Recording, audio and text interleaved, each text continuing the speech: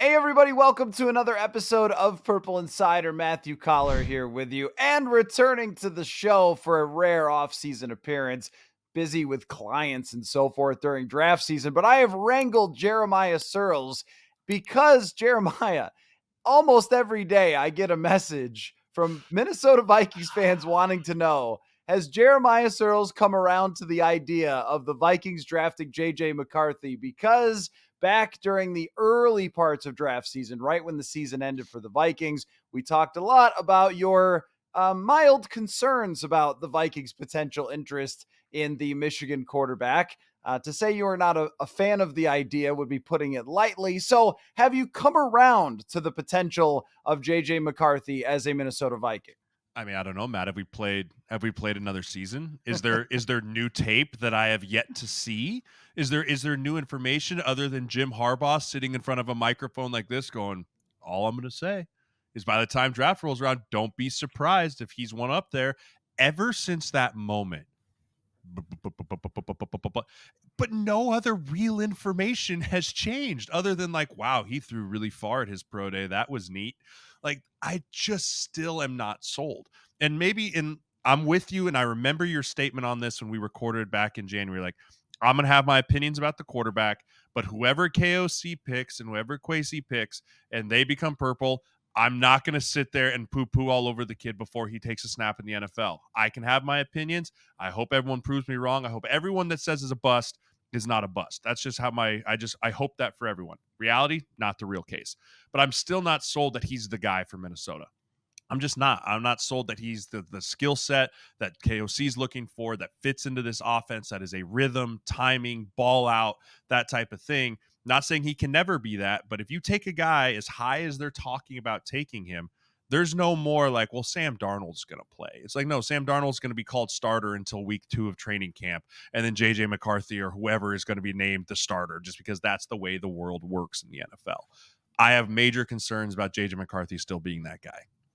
Well, and I think that the concerns are reasonable considering it's not as easy to lean on the statistics like you have with some other quarterbacks or even the blatantly obvious skill set. I mean, if we were talking about Caleb Williams, you just gesture at Caleb Williams and, all right, watch about 5 of his highlight plays, and there you go. With Drake May, there is a little more discussion about him. There are some analysts who don't like how messy his tape can be at times, but also you don't have to squint to see all the skills. You see him dropping dimes down the sideline 40 yards down the field. You see the playmaking. You see a guy who can break tackles and make plays on the run and all that sort of stuff that you see in the NFL all the time. Whereas when you talk about comparisons to JJ McCarthy, you end up with them being down a notch from the other quarterbacks. The one that I came up with was Matt Hasselbeck, where the guy was pretty athletic and was a bit of a playmaker. And he had some really successful seasons with the Seattle Seahawks, but there wasn't this, hey, no matter what, he is inevitable. You are not going to stop Matt Hasselbeck. But he was a good and winning quarterback. And if we were starting out with a talk me into, I guess I would have to try to talk you into JJ McCarthy. And the way that I would do it is just to say that he is on the younger side and he does have the physical skills to scramble and make plays, to throw on the run. And if Kevin O'Connell sat in a room with him and thought, this guy's going to master my offense in about 2 seconds, even if he does not have the freako skill, you can have a lot of success with that in the NFL, especially when the guy has a rookie quarterback contract. I think that's the best argument is that he could develop some of the talents that he has. And if he's in lockstep with Kevin O'Connell and they're 1-to-1 together working over the next 5 years to try to win a championship with everything you have around him, it gives you a pretty darn good chance to win as a team. Yeah, and that's the thing that none of us are privy to, right? None of us are privy to. Those guys sat in a meeting room for, I'm going to guess, multiple hours, right? Like multiple. I mean, how did he respond to that? And that's something that we'll have no idea about. And that's something we'll have no idea about with any of the quarterbacks they sat down. I mean, they've sat down with 5 of the 6 top quarterbacks in this draft. And I'm sure every single interview was exactly the same, right? Because that's the only way you can truly grade these guys on an individual basis is if you ask them the same questions, you pull up the same tape, the same plays, everything from the NFL side. Now, looking at their tape will be different and seeing how they process what they knew in college. But when you pull up the NFL tape and say, here's our system, here's what we look at, how do you identify this coverage? Or what are you seeing when we snap the ball here? And this is an option route, like what receivers should do here. And depending on how well he answered those questions will depend how quickly can he assimilate to an NFL offense. And that's just something that no draft analyst, no coach, decide, but no like college, anything. The only people who will know that are the guys that sat down in a meeting room with those guys. And you can hear reports of he did well, he did poorly, but at the end of the day, no one knows the true answer to that. And so, yeah, if he sat down and knocked that stuff out of the park, I think there's enough skill set there to project, yeah, he could be the guy. But when you're talking about top 5 pick, there can't be any question mark. There's no inflection in the end of your voice when you say, yeah, J.J. McCarthy could win us a Super Bowl, right? It's got to be no, J.J. McCarthy can lead us to the Super Bowl, period, end of statement. And that's where I get concerned with him versus a Drake May or even a Caleb Williams. Jaden Daniels even in there. I know that's your love affair and that's been your love child since December. I don't know if you've changed your tune on him at all, but that's another guy that you talk about a raw athletic skill set, totally different ballpark than JJ McCarthy. Yeah, with Jaden Daniels, I have not changed my tune because I watched him play football and it was amazing. The only thing I have wondered about is just his fit with Kevin O'Connell's Mm-hmm. offense. Not that I don't think he could understand it, it's just can he operate it in rhythm? And O'Connell talks all the time. And even he was discussing this yesterday with processing, where he gave us kind of a 101 breakdown of how he views processing, because you hear it constantly in the draft analysis world. And it's essentially being able to understand where everything is supposed to be and operate it on time, to be able to see a defense, understand where everything is on offense, direct everything on offense, and then get the ball to the right place, which is insanely hard to do consistently. And the reason that Kevin O'Connell was probably a little sad when Kirk Cousins left, because he knew that that guy could process at the highest level and run everything he wants to run. Can Jaden Daniels do that? Because what I saw from him was a little bit of delay, a little bit of, I've got to see that guy come out of the break before I throw the ball, not the anticipation throwing. And a lot of his success is just heaving the ball downfield to awesome receivers. So is that going to look kind of like Tyrod Taylor, except for with Lamar Jackson's legs, which you could certainly win with? But I don't know if that's Kevin O'Connell's preference. That's why I think McCarthy could be his preference. And also Drake May as well, who played less of that in college, but has the skill that looks so much like Matthew Stafford that it just makes so much sense to me. But no, I think that any of those 3 quarterbacks, whether it's McCarthy, Daniels, or Drake May, you could see them dropping into this offense and having a lot of success, which is why, even if it's like levels of skepticism, but none of those levels would I say, I confidently pound the table and say, this won't work. That guy will be a bust. Like that, there's not going to be any of that from me. But what I wanted to ask you is the percentage chance you think that these things happen. We've kind of been presented with all these options. They could do this, trade that, let it ride, draft 23rd as a quarterback. So let's go through some of these things, percentage chances that you think they happen. And why don't we start with McCarthy? What is the percentage chance that you think that they trade up? And I'll add in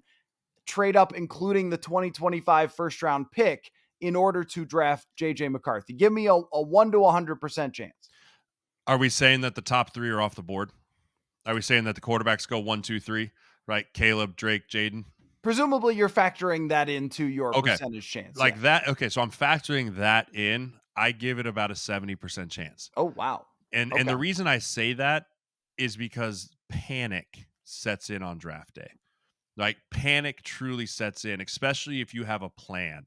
And then as those picks start to fall, right? Now 1, then 2, then 3. And as long as nothing is deviating from the plan that you had, you start worrying like, okay, is 4 going to be there? Is someone else going to trade up before me? Right? Like, is there someone else navigating in the corner, a la the Denver Broncos? Like, are they trying to do something? Are the Raiders trying to do? And you start to panic and you swirl yourself into, we have to do this because we don't have the quarterback of the future. And if we've convinced ourselves that JJ is the guy, then we have to do it. And I'm saying for this scenario, they've convinced themselves that JJ is QB4 in this draft, right? They've convinced themselves that. Do I believe that? Probably not. But if they believe it and that chance, then there's a 70% chance that they say, we have to go get our guy, right? And KOC looks at Kwesi and goes, that's the one. He's the guy. Then, yeah, they're going to transfer and they're going to get everything up there to try and go trade in at 5 or 4 and try and go get their guy, which is JJ. But I still think Michael Penix is a great option. I still think that if you aren't fully 100% convinced that J.J. McCarthy can win us a Super Bowl, period, then you don't sell the farm for that guy. Okay, you give me one. What do you want me to give you a percentage on? What's the percentage that we don't trade up and we end up looking at a quarterback at 23? Oh, 23. I thought We you were take going an to edge rusher say at 11. 11. We take an edge rusher at 11. And we're going, Hmm. okay, we think that we can snag one of these later quarterbacks because we've sat down with them. We believe in them. And we know that we don't have to invest the 23rd, the 11th pick, but we still think he'll be there at 23. 23 is so risky though, because then you're Mm, saying to the Raiders, you're not going to draft our guy. You're saying to a wild card team. I mean, what if even Seattle had eyes on Michael Penix, for example, and then you just miss that, and then you're going, Spencer Rattler, I guess. Although from what the draft analysis world tells you, maybe Spencer Rattler goes higher than we think. I don't know. There's some people that really like him in the league. I think he's short and not fast, and that's going to be a problem for him, and has almost no production that is yes, good. that is true. So probably more of a middle round draft pick. But that, what would they do if other teams just took their quarterbacks? If that was their plan to stay at 23, then they go, well, we got two elite players and no quarterback. That would blow up everything I've thought of Kwesi Adofo-Mensah's plan, which I believe has come together really, really nicely, including acquiring number 23 to give them options to do a lot of different stuff. But sitting at 23 and just what do you say about being nervous, squeezing your butt or whatever? Yeah, clenching your butt, Yeah, the butthole yeah, clenchings. yes, yeah. I didn't want to say it, but I I'll let say you. it. That's what it would be like for all of those picks. So I'm gonna go 12% chance. I mean, this Okay. was in a Peter Schrager mock for Mm-hmm. whatever a mock is worth going into the draft, but I just can't see it. I just feel like it's way too risky for them unless they believe that no one else except for them loves Bo Nix, for example, which is who Peter Schrager has in the mock. If they're thinking, all right, those other quarterbacks will be taken, our guy is still going to sit there, but I'm going to go less than 10%. I just think that they did not move on from Kirk Cousins, plan this for 3 years to just sit around at the end of the first and take a guy who's worth the 23rd overall pick. How about this for a percentage from you?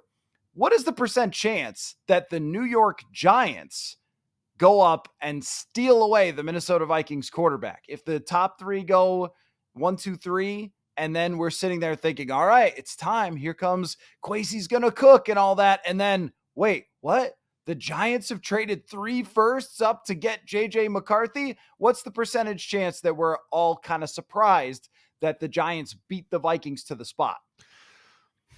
I'm gonna go with like a 15% chance. I really do think that Dable likes Daniel Jones, right? I don't think that Joe Sheen and the front office of the Giants gave him that extension last year just off a whim and because like they felt like they had to, right? You don't invest that type of money into a quarterback unless you truly believe in him. Now the injury is what it is. Quarterbacks get injured, but I think that they have a good belief in Daniel Jones, and that pick can build weapons for Daniel Jones, right? And it also, that pick can build you weapons that in a year from now, once Daniel Jones is like, there's a chance an out maybe in his contract's not as big as a cap hit, those type of things, then you can maybe reassess that position. But I really think the Giants are looking at a roster that is full of holes, especially at the wide receiver position, a roster that needs a lot of help, and that if they still have the big belief in Daniel Jones, they're just going to go try and bolster the weapons around him to give him a legitimate chance to be there. Because as much as we can bag on Daniel Jones for last year, that offense was a disaster, right? They started like 11 different offensive linemen. Their wide receiver one was Jalen Hyatt, who was a third round rookie, right? Darren Waller experiment failed completely. Now Saquon Barkley is gone, so you can't have that bell cow to lean on. Like, they have more holes in the roster than just the quarterback position. And so I don't think that they're looking at that of let's go steal a quarterback for the future as much as Dable and Joe Sheen are going, I wish I have a job in 2 years. So let's get some talent and try and go win some football games with a quarterback that we believe is top 20 in the league when he's healthy. It's not worth trying to replace that when there's really good talent sitting there at 5 where they pick. I think maybe the Giants might do it for one of the top 3 quarterbacks if they had their That's fair. chance. Yeah, if the Patriots said, "All right, we'll take 6 overall and, your next year's first or something to move up a couple spots because we want Malik Neighbors instead. We don't want to draft a quarterback." Or maybe they love McCarthy and think he'd be there at 6 or whatever option it would be. Then they might do it. But for McCarthy, I'm not sure that they would, in part because if I'm the owner of the Giants and my people in charge give Daniel Jones one of the biggest contracts in the NFL and then turn around and tell me, actually, we changed our mind. We want to trade up to draft a quarterback. I'm like, do you guys know what you're doing? Right. Just historically speaking, the Philadelphia Eagles, I think, are the exception to this with Jalen Hurts. But most of the time, we see teams draft a quarterback a year or so after all of us thought that they would or should. Or just even move on from their quarterback. The Raiders give Derek Carr one more year. Even the Vikings giving Kirk Cousins one more year after 2022. It just seems like that there's more politics than logic when it comes to the quarterback position. And I think the political part of that for the Giants is guys trying to save their jobs, knowing that if they then draft a quarterback at the top, people will expect that quarterback to play. He comes in, he wins 4 games because the team's terrible. Everyone's fired, and we have ourselves a Justin Fields situation. The same kind of goes for Trubisky, where everybody knew like this thing's not working, but they wrote it out one more year. It didn't work. So I think that they will kind of do the same thing with Daniel Jones, where they're chasing that bad decision because that's just kind of how the NFL operates. What do you got for me? All right. What are the chances that what are the chances that the Vikings trade back from 11? Excuse me, they pick at 11, but then they trade back up higher into the first to get another receiver or an edge rusher or someone else that they really have their eye on. Packaging 23 and maybe next year's second or maybe even next year's first to go get a wide receiver they're in love with, or if all of a sudden Dallas Turner's still sitting there, right, an edge rusher that they feel like they could really use. Yeah. Oh, well, they moved next year's second to get 23, That's I right. They think. So, moved, yeah. so Yep. be Yep. maybe even next year's late first or next year's first, or package up some deals to move back up from 23. So now we're at kind of 2 separate percentages. One, they would have to stick at number 11, which I think Yes. is kind of its own percentage. And that one for me is maybe 40%. Okay. I don't think it's as crazy as it's being made to sound. That what I think is that all the teams at the top really want the Vikings to give them their draft capital. Mm-hmm. And so they're saying 2025 first. Oh, we want to trade back. We really want to trade back, but can you give us the pot of gold there? And I also believe that there's a possibility that McCarthy ends up at 11. If it only takes a couple teams not believing he's a top 10 draft pick for him to get there. It takes the Giants and it takes the Vikings not wanting to trade up, and it takes Denver not wanting to trade up that far. I think that the Raiders are probably too far back to be able to trade all the way up in order to get McCarthy. So only a couple teams where he could end up getting there, or the Vikings move just a shorter trade where they go to number 7. Or I've kind of looked at Tennessee. There's a relationship there with Kwesi adofo-mensah and their GM. Anyway, all these scenarios, but I still think it's more likely than has been thought that they could stay at 11. Now, the trade up part is less likely to me because I don't think it fits Kwesi adofo-mensah's philosophy outside of the quarterback position.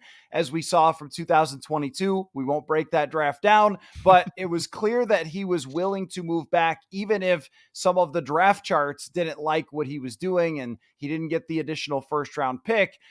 So I don't know that it's in his nature to say, oh yeah, we're going to give this up because we believe in this edge rusher. The other thing is too, that because all these offensive players are going at the top, all these defensive players are getting pushed down. Mm-hmm. The top 10 defensive players are all going to be taken from what? I mean, number 14 to number 25. Yeah. Atlanta probably takes one, maybe the Jets, but they're likely to get an offensive player for Aaron Rodgers. It could be 9 of the first 10 being offensive players, which would allow the Vikings at 23 to stay there and pick a defensive player, which I think they would love to do. I think they would love to stick and pick at 11 and 23 if they can. So I'm going to say that part is a low percentage, but staying at 11 is possible. How do you see the idea of trying to stay at 11 and kind of risking it that McCarthy will be there? Or it is also possible that they like Penix or Nix more than the draft analysis world. Yeah, I think the what you said on the backside there, that they like Penix or Nix more. I think back to the Brandon Bean quote when he was getting interviewed at the combine, where you remember when he gave up a bunch to go up and get Josh Allen, he got crushed for it. Right? I mean, the Buffalo media was not happy. You know that as well as anyone. They were like, "What is this dude doing?" Right? And he just sat there and goes, "Yeah, I believed in it, and if it didn't work, guess what? It wouldn't matter. I was gonna be fired in 2 years anyways." Right? And so if KOC and those and crew have said, "Hey, we really like Penix, and we really think he'll be there at 11. Let's keep 11. Let's get Penix." Or if McCarthy's still there, right? Great, that's a huge win for us. But Penix is a big backup choice for us in that realm. And then if he's not, then at 23, we can fill a need with a guy that's a potential top 15 talent, right? On the defensive side of the ball. And so, if you can stay at 11 and just feel like you can ride it out and ride that wave to get through the first and just hope that you don't see the pick is in or the pick is traded or anything like that and a name pops up. I mean, there's a lot of really good defensive talent that we need on the defensive side of the ball here from Minnesota. I mean, obviously we've been hyper fixated on the quarterback, rightfully so. But there's some big holes in this roster on the defensive side that we could fill with young talent that can be staples for this defense for a long time. Okay, I have two more for you. Let's do it. One is percentage chance that Drake May is a Minnesota Viking. 10. I really don't see him not being the second overall pick. I just really don't. You look at the Commanders and you look at what they need, and I think we have a large enough sample size of Sam Howell to say he's not the guy, right? And everyone wants to say we don't want to pick at 2 again. Like, we don't want to be in this position again, but here we are. And ever since Patrick Mahomes, everyone is terrified that if they don't take the guy and he turns into the guy, they're going to be labeled as the idiots that didn't take the guy. And so I think that we live in that era now of the NFL of fear scares people into picks. And I'm not saying that he doesn't deserve to be the second overall pick. I think he does, but I don't think the Commanders can risk the fact that he's not. Right. I don't think they can risk the fact that he's not. And I don't think that the Patriots will risk the fact that if they take Jaden Daniels, that they're going to pass on Drake May either. I just don't see him falling out of the top 3. And I don't see the Vikings having enough capital to get themselves into the top 3. Well, since they traded Sam Howell away, then you're absolutely right. You nailed it. They do not believe in him at all. Damn it. Where did he go? Was it Seattle? Did they trade him to be there? When was this? Why do I feel like I've never read about this? Yeah. Wow. It wasn't egg on my face. It wasn't a blockbuster. No, I mean, you were exactly right. They don't believe it. They don't believe it. So yeah. So they need a quarterback. Yeah, that's happening.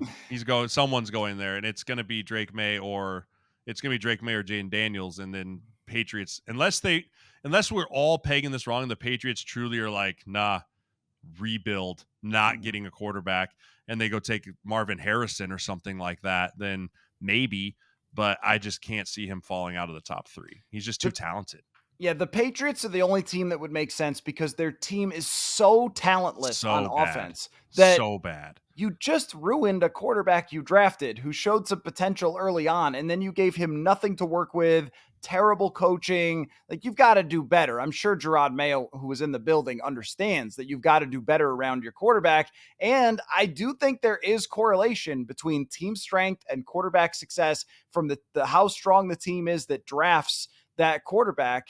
Even with someone like Joe Burrow, for example, within a year, they were, Jamar Chase, T. Higgins, Tyler Boyd, they had built up their defense. There's just Jalen Hurts we've seen succeed. Brock Purdy we saw succeed with this really great team.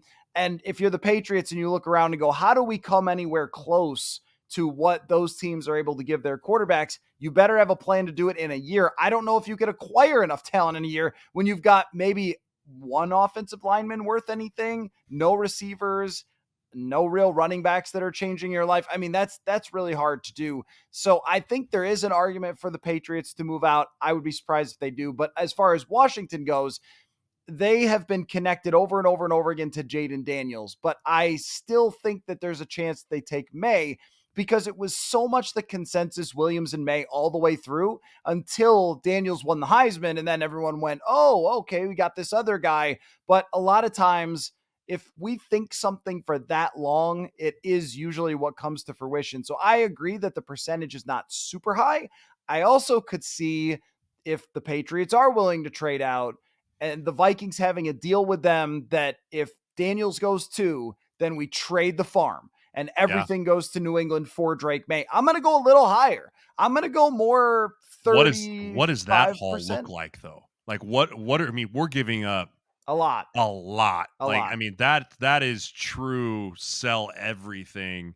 And if this doesn't work out, you're toast for 4 years. Like that type of trade to get to 3 is going to be a king's ransom. I would say the max that you could talk yourself into would be this year's 2 firsts and then the next year's 2 firsts, 2025 and 2026. And then we are talking Herschel Walker territory Yeah. if it goes wrong. Yes, Yeah, we're I mean, like that. that you better be dead set.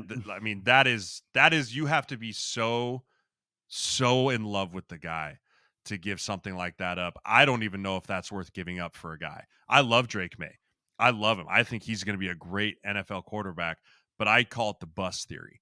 You're praying that that dude doesn't get hit by a bus the next day, right? But I mean, that can be as much as that he gets and get a knee blown out, or he doesn't get the yips, and all of a sudden he loses, or I mean, something happens and he's just not who you think he was because he can't handle the pressure of being an NFL quarterback. Like the question marks are everywhere. And when you're giving up that kind of draft capital, you're truly handicapping your team for multiple years unless this thing's a home run. And as we all know, the percentage of it truly being a home run in the NFL are not always high. Okay, the last one I wanted to give you is only half kidding. What's the percentage chance we feel good about the guard play this year? Hmm. I'm going to go 50-50 on this. I'm going to go 50-50. I'm going to give Ed Ingram the benefit of the doubt, right? I'm going to give him the benefit of the doubt that he's going into year 3 now, right? Year 3 showed promise last year once they brought Dalton Reisner in, right? Took a little bit more of a step up in the right direction. The left guard spot is always forever and going to be a thorn in the side of what we do. Question mark galore. I think we jinxed it when we started this show, and we are just waiting to see for someone. I mean, Dalton Reisner stepped in last year, played serviceable, but not let's pay him the farm and have him be our foreseeable future there. I mean, you probably start with Blake Brandel as your left guard, right? That's your day one penciled in left guard. But I do believe there are some really talented guards in this class that could step in and be day one starters, right? I think of Cooper Beebe out of Kansas State. I think of a guy like Graham Barton, who also will be there possibly at 23, right? A guy, he's from Duke. He played tackle, little short to play tackle. He's only about 6'4" and a half, extremely athletic. He ran a 4.84 at 315 pounds. Like there are positions that are deep in this class in the guard position that you could say come in and compete and truly have a true competition to win out the starting spot. Now, it's a rookie. That's a dangerous thing to put a rookie left guard with a rookie quarterback. But at the same time, if he's more talented than Blake Brandel, or a guy like Zach Zinter, maybe from Michigan, who blew his ankle out in the I think it was the Big Ten championship or maybe the first playoff game, but projected a top 100 pick, and maybe now he falls to you in the 4th or the 5th because of the injury, but he gets healthy and he can go and he's more talented and better to play, then yeah, I think there's a good chance we could see a rookie starting left guard this year as well. Hate it. I Hate know it. it. I Hate know it. you do. And trust me, I don't love it either as a guy, but I think that there is talent there. There's talent in this draft class with the guard position. It doesn't get talked as much about the tackle position because it's such a great tackle class, but there is talent there at the guard position for guys that can come in and physically be ready to do day one if mentally they can pick it up. It's not that I don't like the idea of drafting a guard. It's just that so many times we get this, oh, we'll just draft that to fill the need. And you go, stop doing that, because it's really hard for rookie guards, as we've seen over and over, rookie anything. Rookie, yeah. Yeah, over and over again. Offensive line, I think, usually takes about 3 years statistically in order for those guys to start hitting their peak. And I would just prefer to not see the rookie quarterback having somebody rush through the middle and smash them in the face, as we've seen from, Kirk Cousins for so many years. Now, I know the idea is that they could run away better than Kirk Cousins can, but a rookie, you're still asking a lot. And with Blake Brandel, we have no sample size to know that he can play. He was in a handful of plays last year, and that was about it. And I'm not going to make anything of that sample size. They obviously like him, and I'm Mhm. sure they like him for a reason, but we're talking about a 6th-round converted tackle who scored very poorly athleticism wise. This is not like a difference maker. Maybe Dalton Reiser just has to come back once he realizes he is not worth $12 million. I Hired don't Drew Rosenhaus, so who knows? I mean, he went out and hired the big dog. Yeah, Drew Rosenhaus isn't busy with any other clients. Although, hey, Dalton he'll be the only guy Rosenhaus is negotiating for in the middle of August, Yeah. because he just can't realize that he's not worth that much when you can't run block. Yeah. Anyhow, you worked with a rookie quarterback yourself, and that rookie quarterback progressed pretty quickly, won a division, Teddy Bridgewater. And the chat loves to debate whether Teddy was any good or not, which is just I think silly, considering the direction that Teddy Bridgewater was going when he got injured. But that early success from a quarterback asked to start in the first year, not right away, but it came in pretty quickly. And then in 2015, that's when you arrived there. The team wins the division. You saw him establish himself as the leader of the franchise. Despite not having great wide receivers at that time, the offensive line was a little spotty. Everything was built kind of around Adrian Peterson, and the head coach loved him more than any other quarterback that he worked with. Why did that dynamic work for Teddy Bridgewater? If we're trying to learn something from that experience where it was working with Teddy Bridgewater to apply to this next quarterback that the Vikings are going to draft, what would you, if O'Connell called you and said, hey, that Bridgewater guy worked out with your team, give me some advice. What made it work? Yeah, so I was actually fortunate enough to not just be with Teddy instead, but I was with Josh Allen when he was a rookie in Right. Buffalo, Yeah. right? So I got the chance to see it. And the thing that you do is, and Josh was in a very similar position with zero help. I mean, Kelvin, or what was the number one receiver in Buffalo in 2018 was the former first rounder for the Panthers, Kelvin that Benjamin. Yeah. Calvin Benjamin, right? Who Who I looked think like, was your size at the yeah, time. he was enormous. He was like 285 pounds. And they were like, that's a tight end. That's wide receiver one. Right. But what you have to do when you have those rookie quarterbacks is you have to keep things simple for them.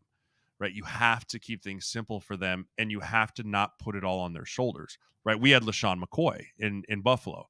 Right. So let's ride LaShawn McCoy. Right. We had Adrian Peterson. Let's ride Adrian Peterson while we can do this and allow you to come into your own.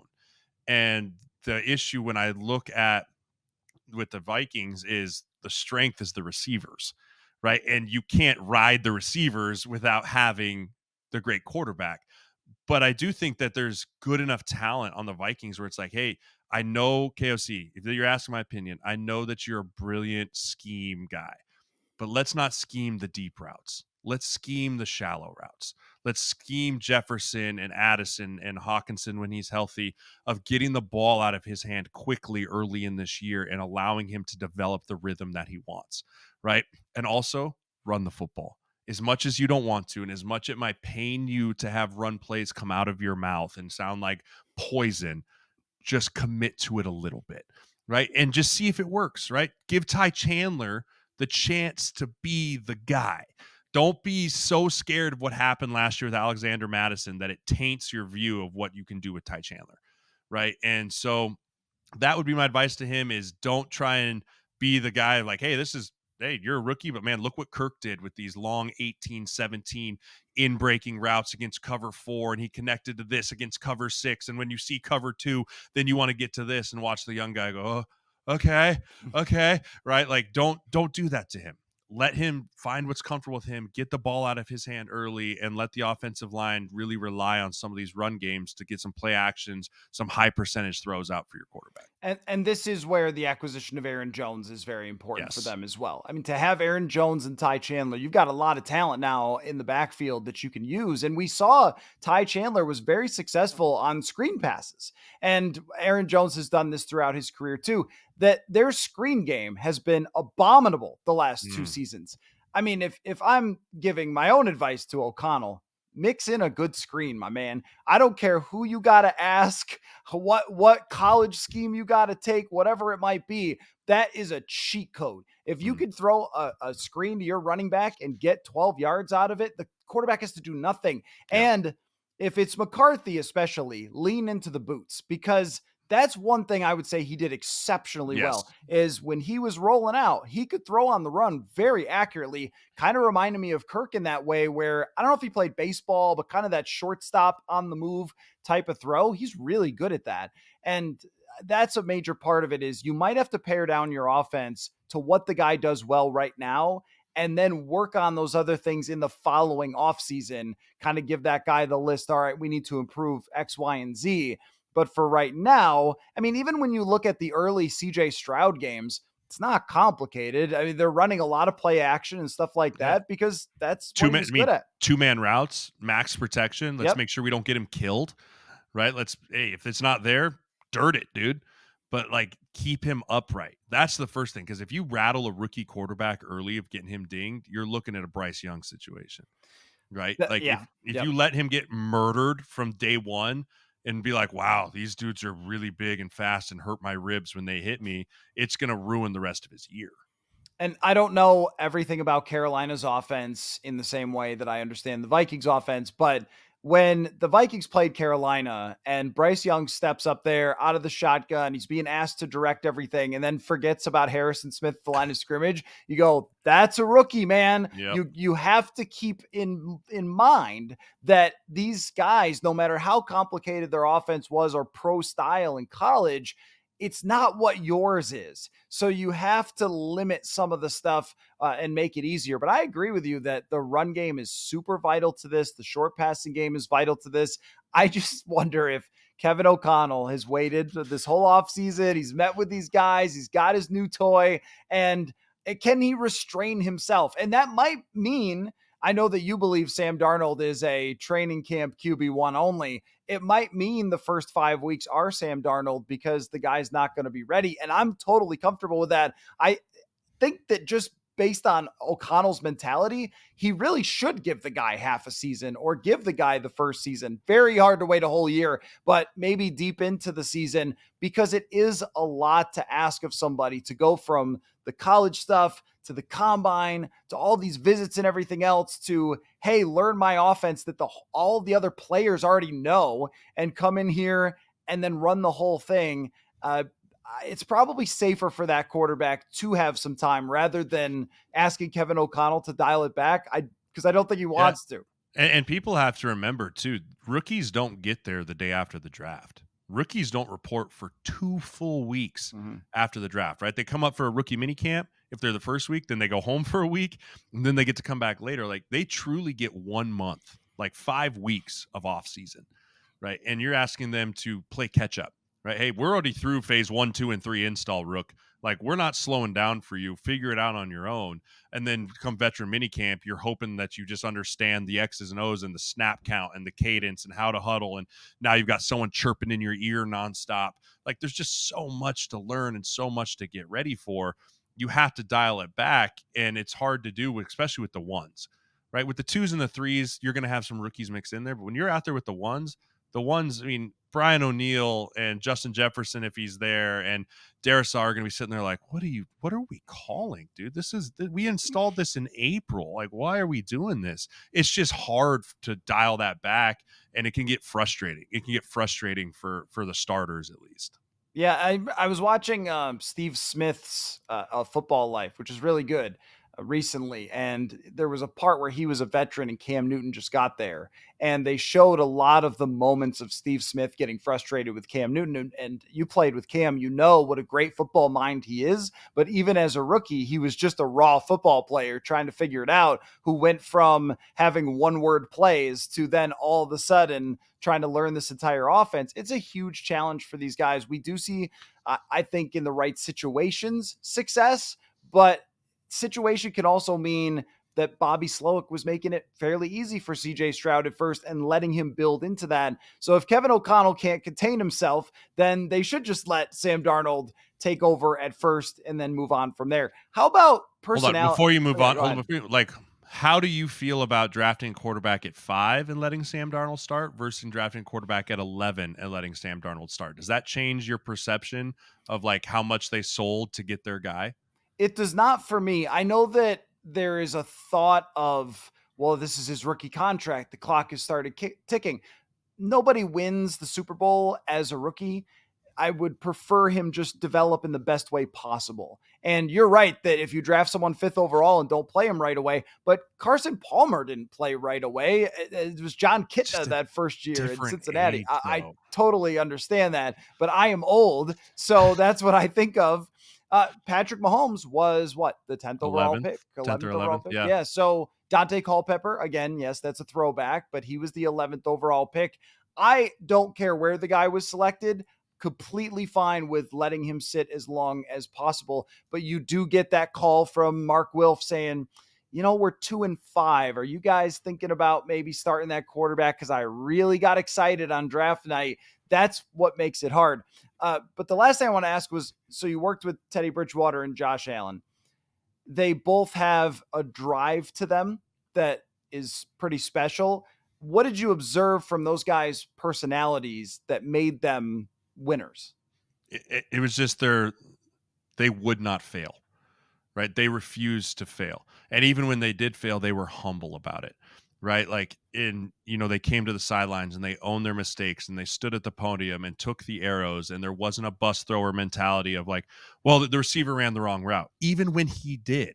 Right. And I knew there was times, and because I sat in the meeting, especially in Buffalo, where the route was supposed to be at 18 and he broke it off at 21 and ended up being an interception. But Josh never once stood at the podium and was like, yeah, if that receiver would have ran the right route, that's not a pick. Or, hey, I held on to the ball too long, when really it was because the offensive line didn't pick up a blitz, right? Though that's important in a quarterback, and that's important in how they stand up there and earn the respect of their teammates. Because I'm pretty sure even the corner from the Bears was like, don't bring that Hollywood stuff in here, right? Talking about Caleb Williams. There is a respect earned in the NFL. You don't get respect walking into the NFL. You earn it, regardless if you're the first overall pick or you're undrafted free agent. You earn every bit of respect. And both those guys stood up there and earned the respect of their teammates and then demanded it from the rest of us, right? And if you demand it from the rest of your teammates and you're walking the walk, that's how you can tell this dude's got it, right? When you hear guys say, like, he's got it. I knew Teddy had it, and I knew Josh had it just being around them for 1 year. And then sure enough, they went on to have success. If Teddy doesn't get hurt, I think the sky's the limit for him. And obviously you've seen what Josh Allen's been able to do in Buffalo. Leadership can sometimes just be being prepared, I think, in the Mm-hmm. NFL, because you don't need someone to come up to you and say, come on, Sirles, go kill a guy. Like, you don't need that. You're a professional football player, but you do need, here's how we're getting lined up. Everybody in the right spots. I'm in command here. I'm in total control. And even if that quarterback's wrong about the play, that everyone's like, all right, well, we're going to be wrong with him. So we're going to, right, because he's the guy. He's prepared. He's in charge. And there is a natural, authentic leadership that the best quarterbacks have. And of course, we just have to point to Mahomes for everything. But it's so clear with him. It's just, and maybe it's because they're winning all the time. I don't know. It just seems so clear from the very moment he stepped on the field. This guy is in command. He's the guy. He's prepared. He's in charge. And that's something that you just can't predict from college because Mm-hmm. they don't ask for that. For Michigan, they could say all they want about who the leader of the team is. We know it. It's Jim Harbaugh is the leader of the team.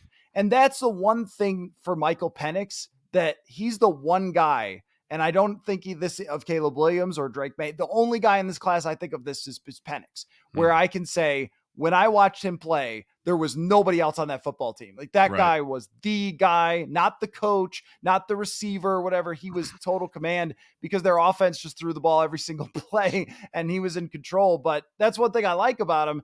Even with someone like that, it's so hard to say, are you going to be able to come in, get everybody in the right spots, get in and out of the huddle? It's so funny. Coaches say that. And then you go to training camp and watch some fourth string quarterback who cannot call a play and get people lined up without the quarterback coach screaming at him. Yep. This is harder than you think, folks. Yep. So 100%. it'll be interesting to watch it play out, man. I can't wait. We're only days away. So you and I will talk again, I'm sure, after the draft. But of course, to finish the show, you have to give your prediction. What do you think happens on draft night? I think they stay at 11 and take Penix. Oh. I would be very happy with that. I think there will be people who say, oh, they couldn't pull off the trade, fire Kwesi, whatever. I believe that he would be a great fit for this offense. So I agree. All right. Jeremiah Sirles, great to be back with you, man. Thanks for doing this. Always good to be back. Absolutely. I'll see you guys next time. Let's finish the show properly. What do we got? Football. Oh, football. God, I'm out of practice. Football. Wow. Little rusty today. Gosh, dang it.